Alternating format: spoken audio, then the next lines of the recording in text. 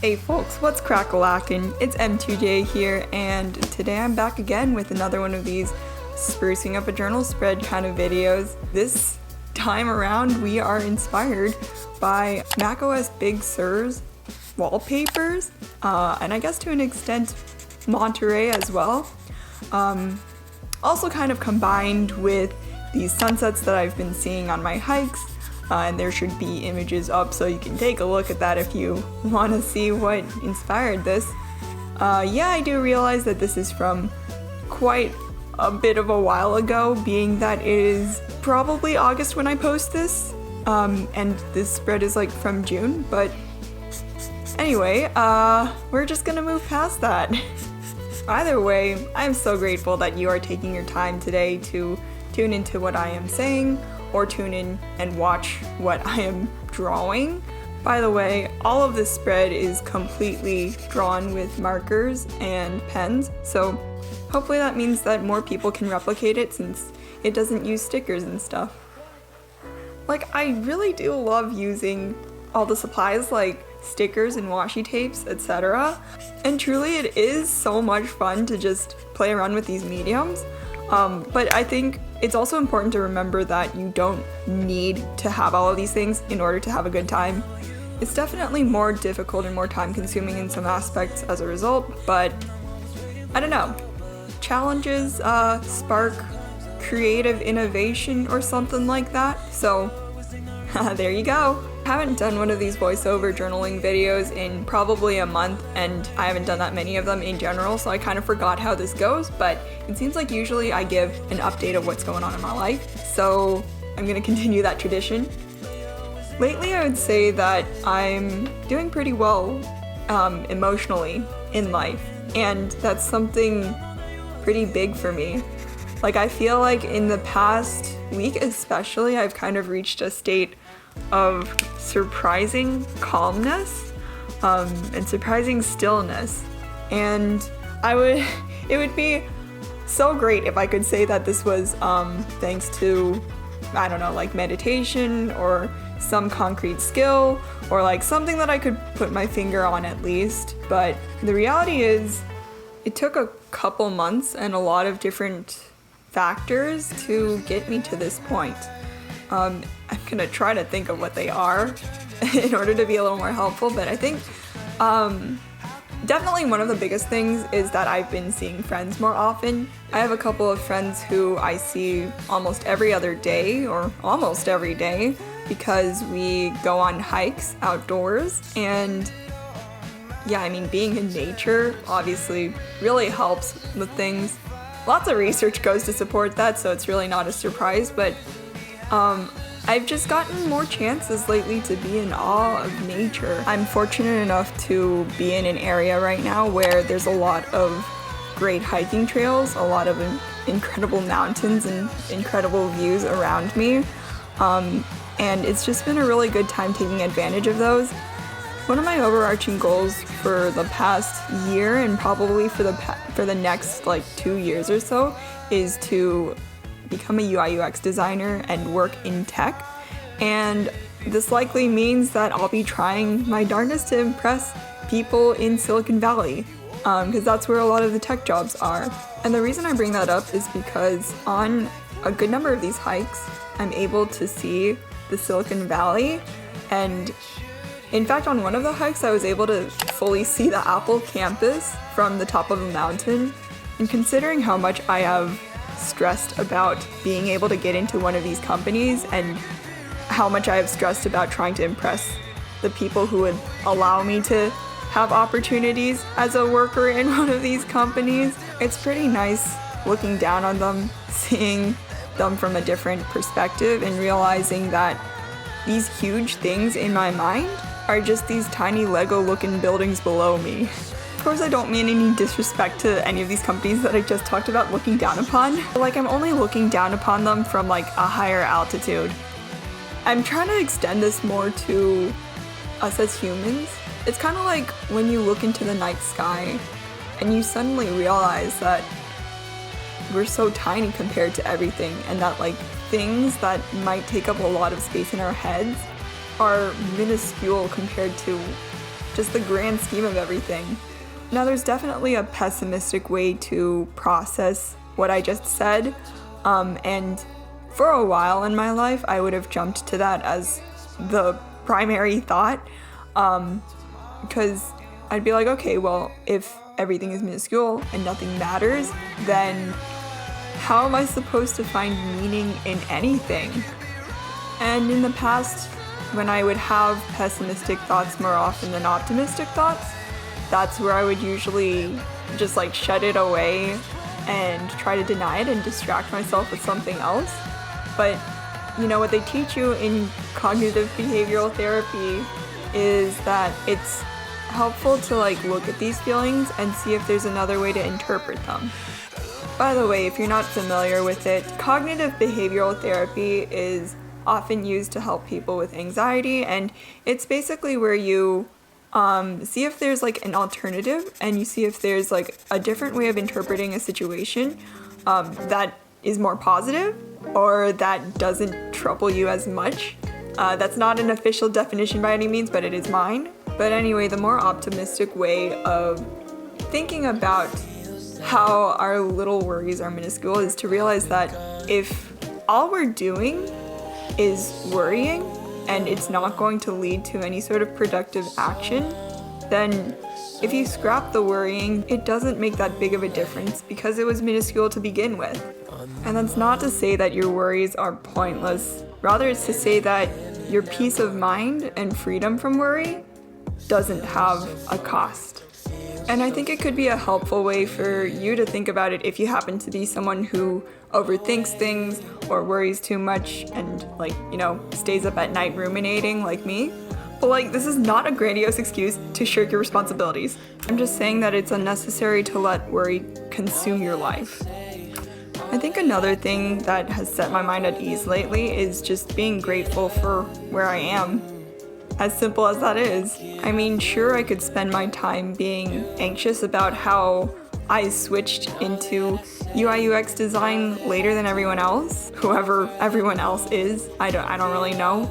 I mean, it's been a point of worry for a while that I switched into a completely new field in my junior year of college, because I went into college thinking that I knew what I wanted to do, thinking that I knew the entire next decade, what that was going to look like, and how I was going to need to prepare myself and everything. And just all of a sudden, being caught off guard, no longer having the foundations from high school, that was pretty scary to me.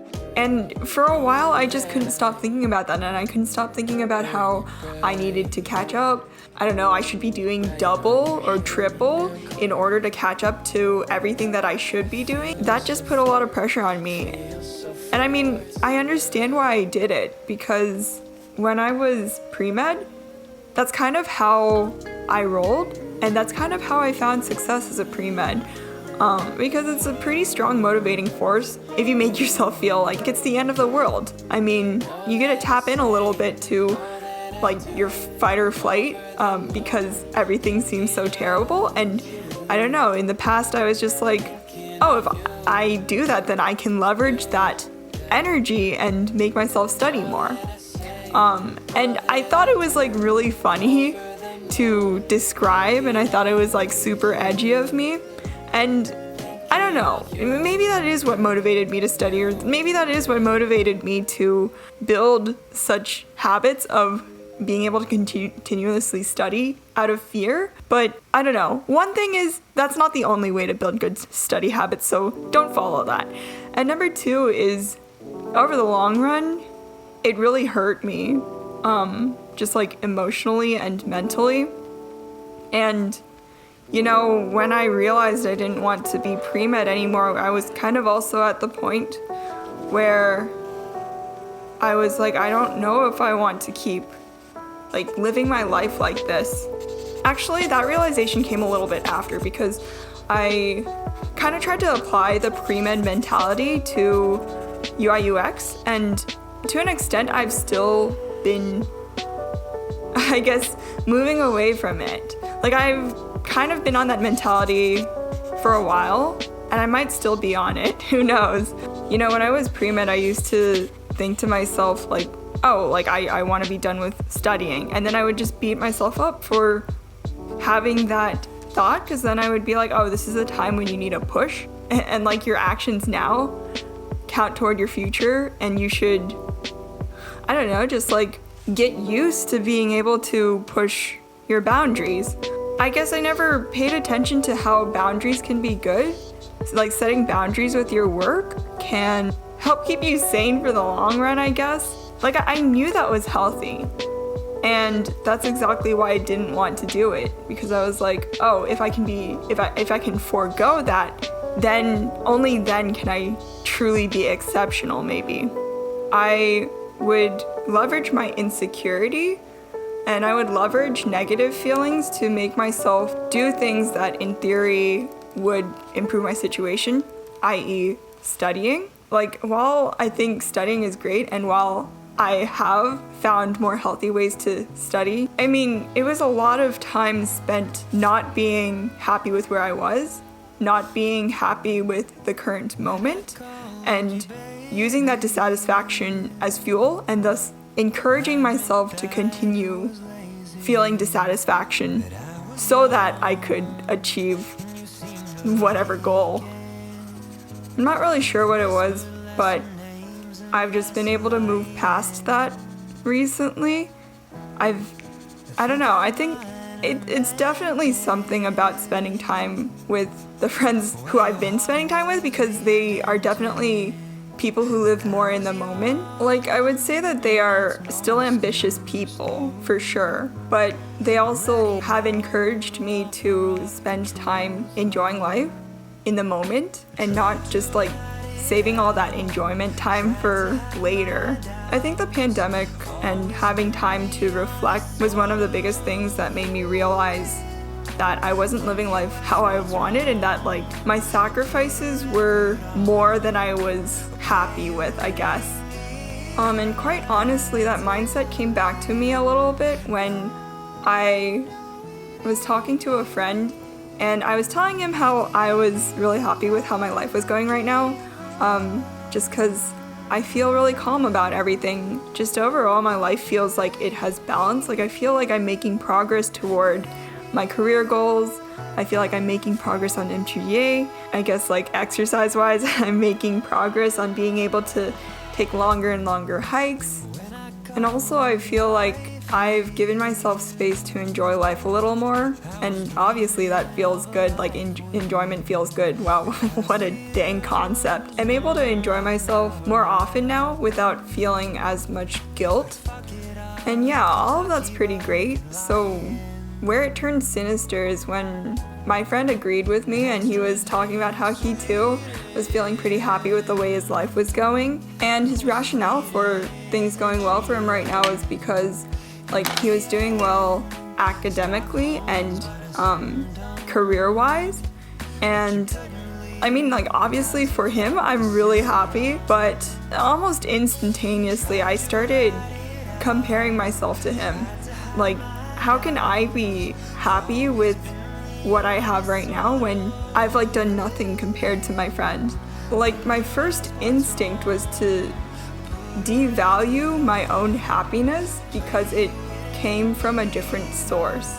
And you know, based on my old ways of thinking, I understand why my brain initially jumped to that, because like insecurity like that was really good fuel to make myself work harder. But like, that's pretty toxic. Like, why can't I enjoy my life right now as it is? Like, why do I need to wait for like a milestone in order to feel happy with my life and the way that it's going, you know?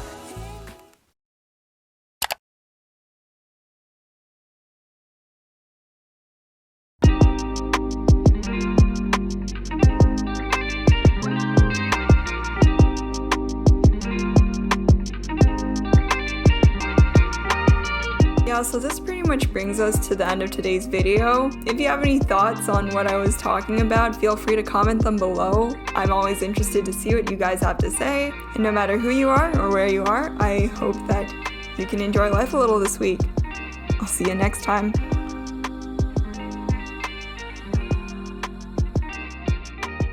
Oh, no, no, no, no. No, this is not for... No! These are my toys, not yours.